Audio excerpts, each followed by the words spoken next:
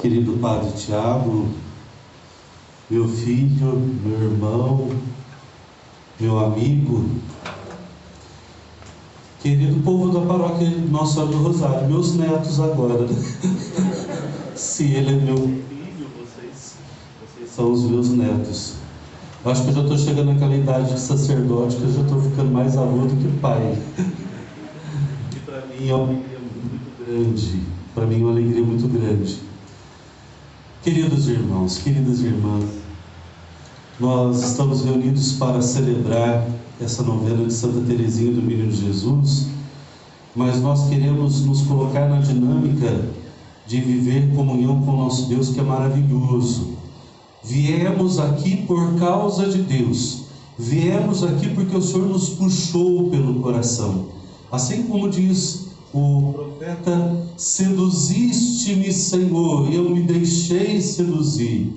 Às vezes a gente até pensa que é só a nossa vontade que determina o fato da gente estar aqui. Não, a graça de Deus atua em nós. Não está na palavra de Deus que Deus realiza em nós o querer e o realizar, né?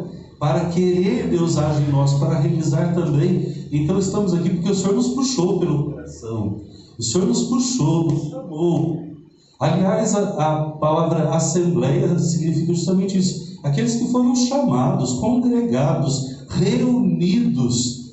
Estamos aqui por causa de Deus, porque o Senhor nos chamou. O que nós respondemos quando o Padre fala: o Senhor está de nós, que Ele está de nós? Bendito seja Deus que nos reuniu no amor de Cristo. O Senhor esteja conosco. Respondemos na hora da paz. Bendito seja Deus que nos reuniu no amor de Cristo. Vou fazer homilia sem microfone. Bendito seja Deus que nos reuniu no amor de Cristo. Vamos ver se o outro dá certo. Se a gente for...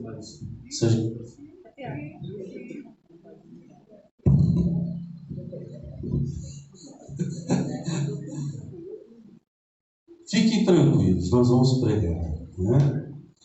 Mas é pelo amor de Deus que nós estamos reunidos. E nós estamos reunidos para meditar a paróquia como família de irmãos. Estamos reunidos para meditar hoje um tema, esse é o tema geral, o tema próprio é a paróquia que é Casa da Palavra. Estamos reunidos para interceder, rezando pelos nossos irmãos que são perseguidos na fé e pela intolerância religiosa. Olha, então vamos dar passos nessas temáticas que nos são propostas, né? Sobretudo para essa noite que a paróquia é a Casa da Palavra. Mas antes é muito interessante a gente entrar já no tema geral, no tema central, que fala que nós somos, a paróquia é uma família de irmãos. De fato, meus irmãos, uma das coisas que as diretrizes gerais da ação evangelizadora no Brasil sugeriu, e que é algo próprio da igreja, é que a igreja é uma família. Nós somos a família de Deus. E a paróquia é um lugar onde essa família se reúne, onde nós nos encontramos todos como irmãos. É um lugar, não é... Hoje fala de família, família de irmãos, fala de casa, porque fala de intimidade, de comunhão, e é isso que as nossas paróquias precisam viver e precisam ser. Um lugar de relacionamento, um lugar onde a gente se conhece, um lugar onde se partilha a vida, um lugar onde se partilha a fé, um lugar de solidariedade, um lugar de descanso, um lugar onde as pessoas são acolhidas. Não é assim que a gente pensa a igreja. A gente não pensa a igreja, a paróquia, como um lugar fechado, como um lugar de privilegiados, como um lugar de salvos, mas um lugar onde nós, como família de Deus, nos reunimos para viver essa experiência de fato de família, de partilha, né? De refazermos as nossas forças. E é tão gostoso quando a gente descobre a paróquia como essa realidade de família, porque a gente não senta simplesmente do lado do outro, mas nós nos sentamos com os outros, nós partilhamos a missa com os outros, nós nos irmanamos. Vamos os mais antigos, dá gás, porque o padre está sem voz. Agora vai. Se não for, o padre joga o microfone daqui do alto. Mas vamos lá. Então, recapitulando, a paróquia é uma família, é casa. Quando fala família, você pensa o quê? Você pensa em um lugar de aconchego, de ternura, apesar das lutas que nós temos. É um lugar onde a gente partilha a vida, partilha os dons, partilha os bens, partilha as alegrias, partilha também as dificuldades, porque dificuldades partilhadas são amenizadas, alegrias partilhadas são multiplicadas. É um lugar de refrigério, né? Por exemplo, quem não pensa, quando está no final do expediente, no final da jornada de trabalho, a gente pensa em voltar para casa, a gente dá aquele respiro, a gente suspira, porque sabe que está entrando num lugar de aconchego. A gente pode, é um lugar vital, o nosso ambiente vital é a nossa casa, é a nossa família. É muito gostoso viajar, não é verdade? Não é gostoso viajar? Ainda mais depois de ficar preso esse tempo todo, né? É gostoso viajar, nem se for para Águas da Prata, que eu gosto demais. Eu gosto demais, agora adoro aquela água. Não é verdade? Não precisa nem ser ali, pode ser aqui, pode ser o Bairro Alegre, né? Então, é gostoso viajar, melhor é voltar. É gostoso a gente passear, mas quando a gente vê as luzinhas de São João da Boa Vista, quando a gente está voltando para casa, oh, que beleza! Eu via isso quando eu voltava para São José do Rio Pardo, via as luzinhas quando eu morava lá em São José do Rio Pardo, oh, que coisa boa! A gente poder entrar, a gente pode dormir na cama melhor, que for no hotel melhor, apesar que a gente ia nos mais baratos, mas a gente podia entrar no melhor hotel. Mas gostoso é a nossa cama, que já está fundadinho com o nosso pezinho, né? O sofá da sala da gente, por mais furinho que já tenha, e até aquela mola espetando, é ali que a gente gosta. Você tem um lugar que você senta no sofá, tem um lugar que você senta junto à mesa, tem o prato que você gosta, não estou falando prato, a comida que vai no prato, não, estou falando prato. Tem gente que gosta de prato fundo, tem gente que gosta de prato raso, tem gente que gosta de prato branco, prato colorido, prato de maritaca, prato de não sei o quê. Então a casa da gente tem o jeito da gente, tem o cheiro da gente, não é verdade? A nossa casa tem o cheiro da nossa família. Hoje é mais frescurento, mas antigamente todo mundo cheirava shampoo Colorama, né? E o cheiro da família era um só. Se usava febo, todo mundo cheirava febo. Cachemir Bouquet, né? E os desodorantes Pinhos de Campos Verdes, né? Trebrut Machan, né? Vocês são de idade, né? Tá vendo? Olha, até o fato da gente, nesse momento, o padre dizer uma coisa dessa, suscita o padre não está fazendo de propósito, não. O padre é muito burro para fazer isso. Mas suscita uma lembrança, uma recordação emocional, uma memória emocional. A inteligência emocional é ativada. Vocês entendem por que na igreja? E isso faz um bem enorme para a gente. Isso faz um bem enorme quando a gente tem esse senso de história. E quando a gente tem senso de história na vida da comunidade, na vida da paróquia, nós não somos estranhos que nos encontramos na igreja. Nós nos conhecemos. Eu não preciso saber da vida do outro, mas eu preciso conhecer o outro. Eu não preciso saber como que ele se resolve nas lutas do dia a dia, a não ser que ele precise de mim. Mas eu preciso estar unido a Ele na oração, unido a ela na oração, no carinho, no zelo, na partilha, na intercessão. E quando a gente descobre a paróquia nesse sentido, a paróquia é uma coisa maravilhosa demais, gente. Porque aí mesmo que... Quantas vezes a gente, por exemplo, nesses anos eu já passei por tantas paróquias, a gente vê, por exemplo, os vínculos que a gente vai deixando. Eu falo, não é só coração de padre, não, mas vocês também vão percebendo isso. Quando a gente vai sendo sincero nos nossos relacionamentos, parece que o coração da gente só vai entrando gente, não vai saindo gente. Por quê? Porque nós vamos fazendo experiências muito positivas. Nosso Senhor quis isso. Nosso Senhor não quis isso apenas para nós. Nosso Senhor quis isso para Ele. Ele convocou os discípulos se juntaram. Dos discípulos ele escolheu 12, depois escolheu mais 72. Ele congregou a igreja.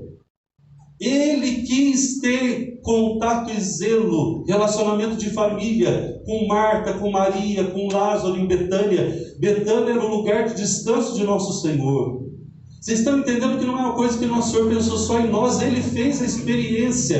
Ele fez a experiência. Nós não fomos criados para viver sozinhos. Nós não fomos criados para viver sozinhos. Nós somos criados para viver como família, como comunidade. E não é só a nossa família, São João Paulo II, quando visitou um país da África muito pequenininho, falou assim: olha, vocês não são poucos e vocês não estão isolados. Vocês fazem parte da grande família de Deus que está presente no mundo inteiro.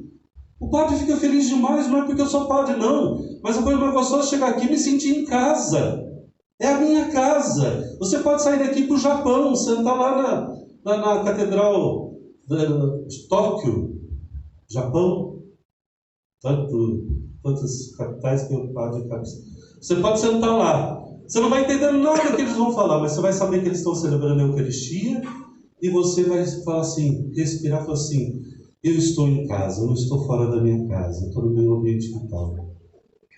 Então é uma coisa gostosa demais. E outra, não é de qualquer jeito que nós somos família, somos uma família de irmãos.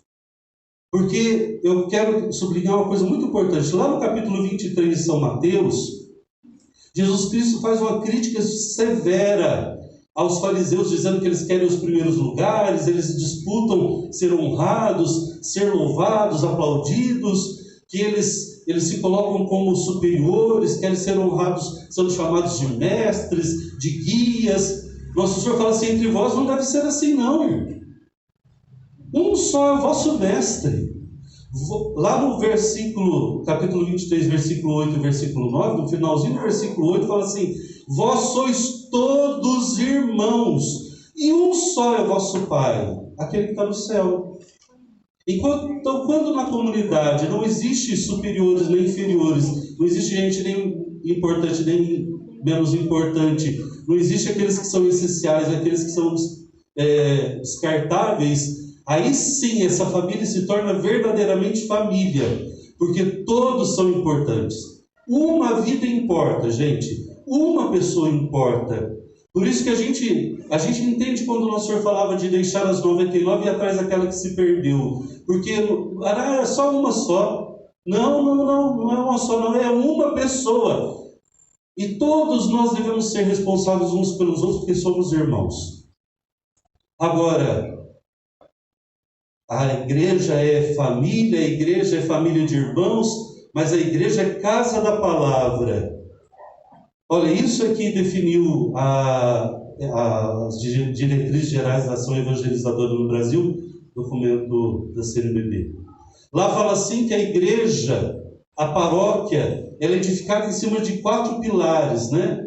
O pilar da palavra, do pão, da caridade e da missão. Da palavra, da Sagrada Escritura, da voz de Deus que nos fala, do pão, da liturgia, da Eucaristia, né? Da caridade, a igreja que ela é solidária, que ela é samaritana, que ela vai ao encontro daqueles que precisam, e a casa de missão que fala que a igreja é uma casa de portas abertas para acolher todos os que chegam e de portas abertas para ser igreja em saída, como diz o Papa Francisco. Entendemos? Né? Então, a paróquia é a casa da palavra.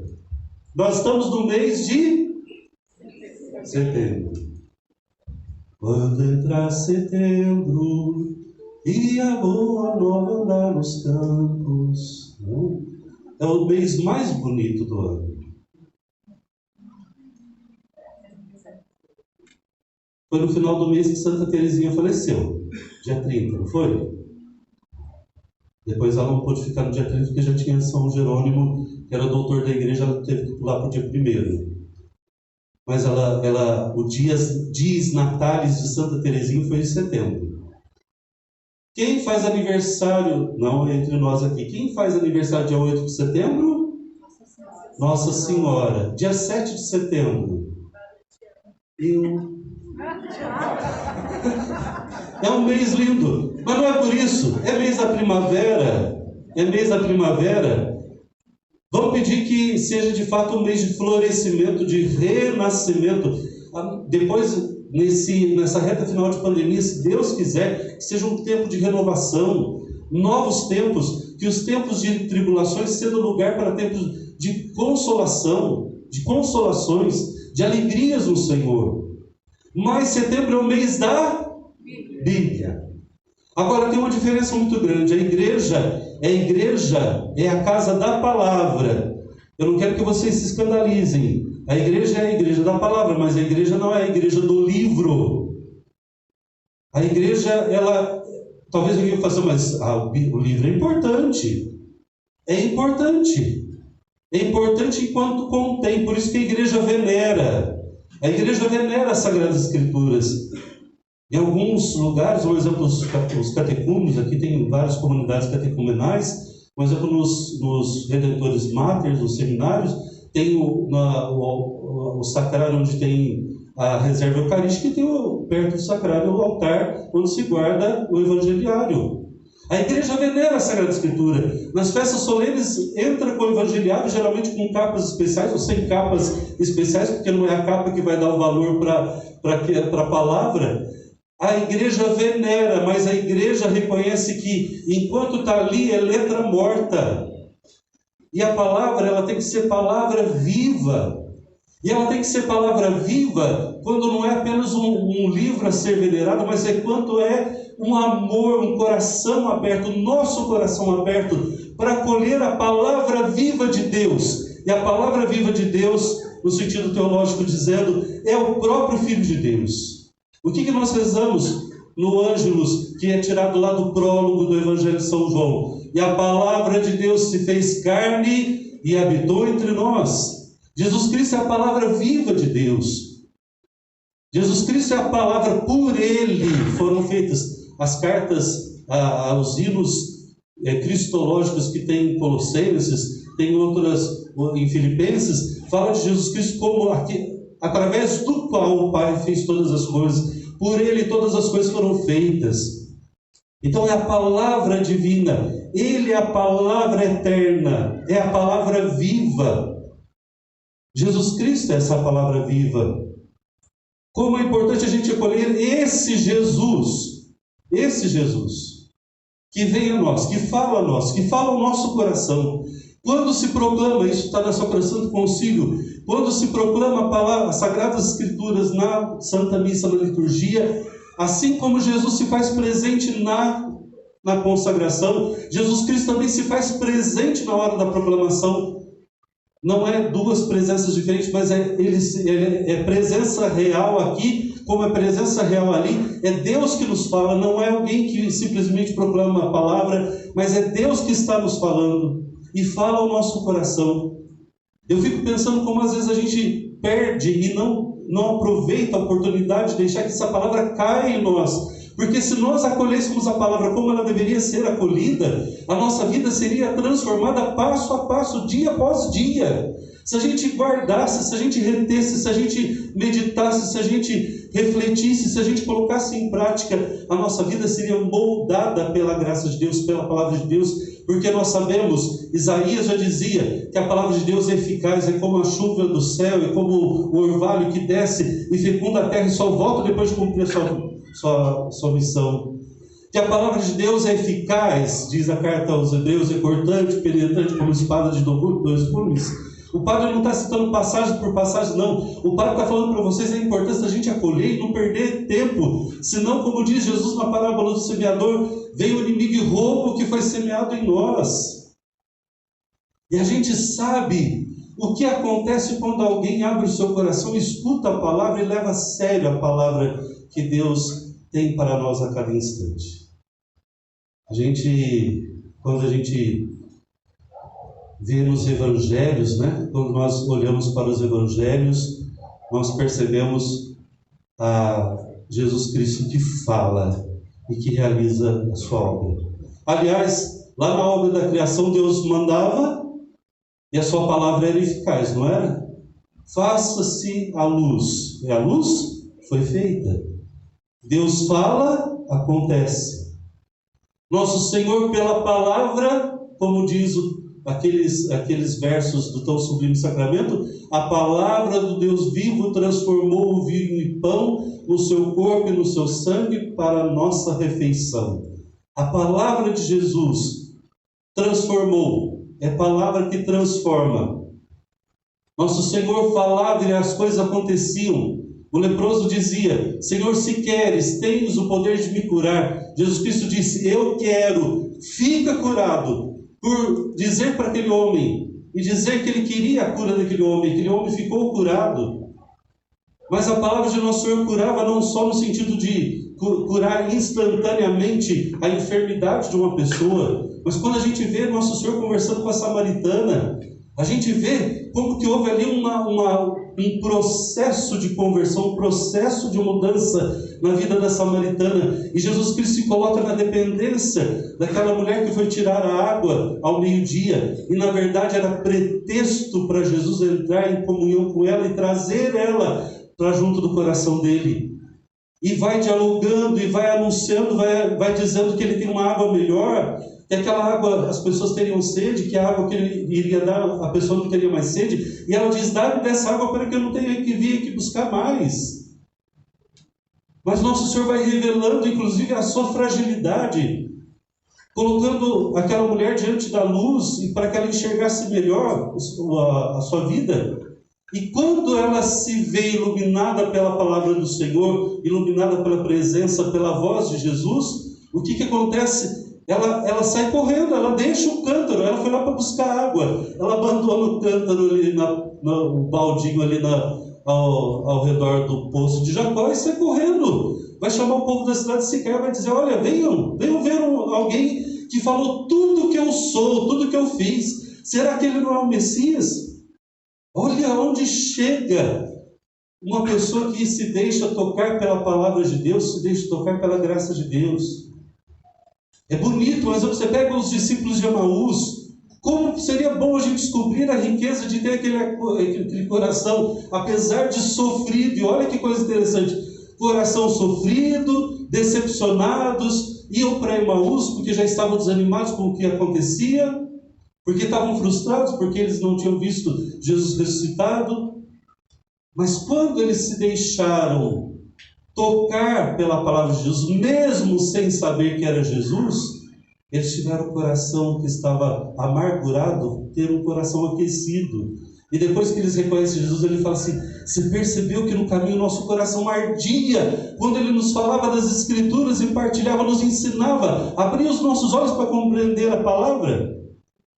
Meus irmãos, se a gente tivesse a disposição de ouvir, de acolher, de colocar em prática, se a gente tivesse obediência, como tiveram os servos lá na festa de Caná da Galileia, quando Jesus Cristo fala assim: encham as talhas de água, eles encheram, levem para o chefe da cerimônia, e eles levaram e não perguntaram nada. Eles precisavam de vinho, eles não precisavam de água, mas se Jesus mandou, eles fizeram. E no ato de obedecer, o que aconteceu? O milagre foi realizado no ato da obediência. Sabe por que às vezes não acontecem milagres na nossa vida? Sabe por que às vezes a nossa vida não é transformada? Porque nos falta obediência à palavra de Deus. Nos falta obediência de acolher essa palavra como palavra de vida, de salvação. Aquela consciência que teve São Pedro: a quem iremos, Senhor? Só Tu tens palavras de vida eterna. Aquela consciência que o apóstolo Paulo nos ensina lá na primeira carta aos Tessalonicenses, no capítulo 2, versículo 13, que fala assim, que vocês acolheram a palavra e que tiveram a coragem de acolher essa palavra como palavra, assim como ela é, palavra que transforma, que tem poder de transformar a nossa vida. Ah, se nós deixássemos que essa palavra de fato, que esse Jesus que nos fala a cada dia, fosse direcionando a nossa vida, mudando o rumo da nossa história. Pode ter certeza, você seria e eu também seria, nós seríamos muito mais felizes. Então, essa palavra, e aqui eu já vou encerrando, duas coisas eu quero citar. Essa palavra, ela age em nós, suscitando a fé. Lá na carta aos Romanos, capítulo 10, versículo 17, o apóstolo Paulo fala que a fé entra pelos ouvidos.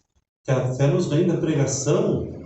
E a pregação não é outra coisa que anunciar a palavra que Jesus Cristo mandou. Não é anunciar ideologias, ideias, gostos, modismos.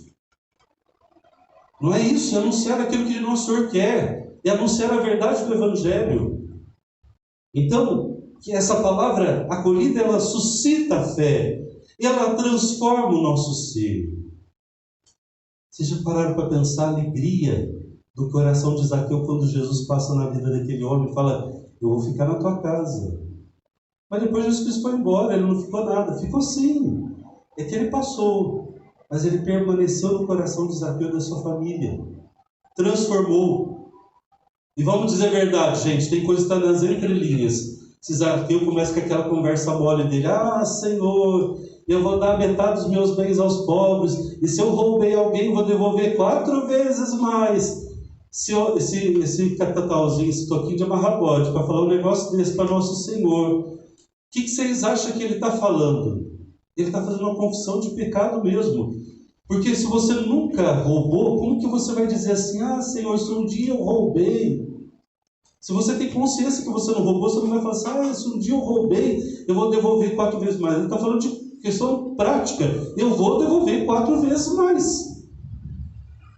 Mas a palavra, tanto é que Jesus Cristo vai dizer: hoje a salvação entrou nessa casa. E Jesus Cristo só falou isso depois que Zaqueu fez a sua confissão. Não foi antes. Nosso Senhor não falou quando estava indo para casa de Zaqueu. Só quando Zaqueu abriu seu coração de fato e deixou que a presença da palavra viva transformasse a sua vida, aí sim a sua vida foi de fato transformada. Nos impele a conversão. Por exemplo, no dia de Pentecostes, quando São Pedro anuncia Jesus Cristo ressuscitado, os homens vão perguntar: o que nós precisamos fazer? E São Pedro vai responder que se convertam, sejam batizados, serem salvos e recebereis o Espírito Santo. Eu falei aqui 2 coisas. A última coisa: a palavra tem tudo a ver com Santa Teresinha. Sabe por que tem? Porque uma das santas que traz a expressão mais bela de santidade, não estou falando que outras não trazem, aquilo que é a essência da vida de santidade, a confiança, a comunhão, a simplicidade, a doação, a entrega a Deus. Queria se entregar ainda mais nova ainda, e fez de tudo, até coque no cabelo fez. Foi incomodar até o Papa, poderia entrar no Carmelo. E o Papa entendeu que era necessário. Então, entendo, foi uma menina, uma menininha. O que essa menininha sabia? Ela sabia que ela queria amar nosso Senhor. Ela já era Teresinha de Jesus antes de ser Teresinha de Jesus. Ela pertencia ao Senhor. E ela viveu assim. E quando ela entra no Carmelo, ela canta a vida dela nos salmos que ela cantava. Aqueles que rezam a liturgia das horas aqui sabem o que o Padre está falando. Ou mesmo todos os cristãos podem fazer, quando vocês veem, às vezes em algumas celebrações, o Papa rezando as laudes, as vésperas, em determinados momentos, ali nós cantamos os salmos. E tem dia que a gente canta aqueles salmos de lamento, de tristeza, com toda aquela tristeza também. E tem dia que a gente pega aqueles cânticos, aqueles salmos de alegria, de júbilo, e a gente experimenta também. Nós vamos colocando a nossa vida naqueles salmos. Santa Teresinha, ela cantava a sua vida a partir da palavra de Deus, a partir da referência da vida dela. E na palavra ela entendeu a extensão da vocação dela. Vocês sabem que foi quando Santa Teresinha meditava a primeira carta aos Coríntios, capítulo 12, versículo de 4 e seguintes, né? Até sair lá no capítulo 13, versículo 13, na leitura, quando falava-se que a igreja é um corpo, que cada membro faz parte desse corpo, que nenhum é mais importante que o outro, que na igreja Deus constituiu um para ser apóstolos, outros para ser doutores, outros para fazer milagres, outros para o dom de curas. E diz que Santa Teresinha, quando leu esse texto, ela falava assim: eu quero ser apóstolo. Aí depois ela falou assim: eu quero ser profeta. Aí eu quero ser doutora. E depois se tornou mesmo, né? Eu quero ter o dom de curar. Falava que tudo que ela lia a respeito daquilo que o Espírito Santo suscitava na igreja, ela queria ser também. Mas de repente ela teve uma crise no coração dela. Ela falou assim: mas Como que eu vou ser? Eu sou uma freirinha de Carmelo, não posso sair daqui, como que eu vou ser tudo isso? E aí, lendo, chegando até o final do capítulo 13, ela entendeu que se a igreja é um corpo, esse corpo tem um coração. E aí entra no capítulo 13 que fala que existem as 3 virtudes, a esperança, a fé e a caridade, mas a maior é a caridade, a que não passa é a caridade. Aí ela fala assim, agora sim eu entendi a minha vocação. No coração da igreja, minha mãe, eu serei o amor. Porque essa igreja ela é um corpo, ela tem um coração. Então eu vou ser esse amor no coração da igreja. Vocês estão entendendo por que a palavra é tão rica e que nós temos que cultivar não como palavra morta, mas como palavra viva que tem poder de transformar a nossa vida? Ela moldou o semblante, os sentimentos, as atitudes de Santa Teresinha do Menino Jesus. Que a grande Teresinha do Menino Jesus interceda por nós hoje e sempre. Amém. Louvado seja o nosso Senhor Jesus Cristo. Para sempre seja louvado. Vamos